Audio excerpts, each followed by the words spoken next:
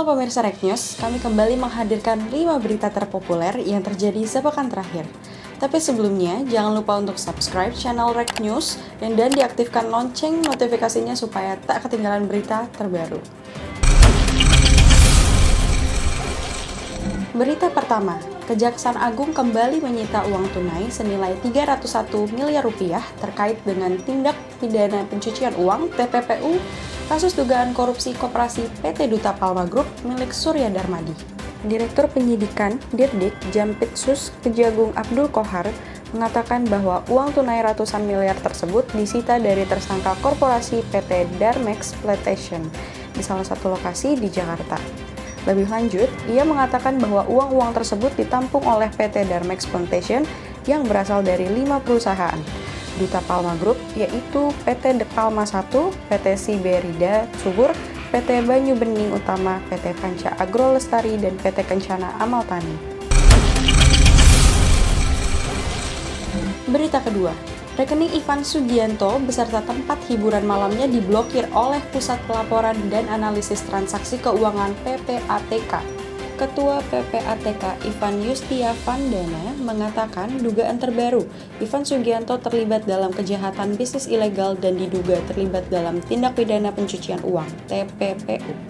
Nama Ivan Sugianto belakangan menjadi sorotan karena pelakunya yang melakukan perundungan terhadap pelajar SMA Kristen Gloria II Surabaya. Ivan Sugianto memaksa siswa berinisial EN untuk bersujud dan diminta menggonggong seperti anjing. Berita ketiga, beredar video yang memperlihatkan pengendara mobil mengacungkan senjata api di Tol Bekasi karena tidak terima ketika disalip oleh pengendara lain. Pengacungan senjata api tersebut diduga sebagai upaya ancaman terhadap pengendara yang mendahuluinya. Berita keempat, seorang wanita berinisial JU tega menganiaya anak kandungnya sendiri yang masih berusia 13 tahun di Batam. Penganiayaan dilakukan JU hanya karena emosi ponsel miliknya disembunyikan oleh sang anak. Kasus ini terungkap ketika korban didapati dalam kondisi babak belur dan dirantai berupaya kabur untuk meminta bantuan ke rumah tetangga.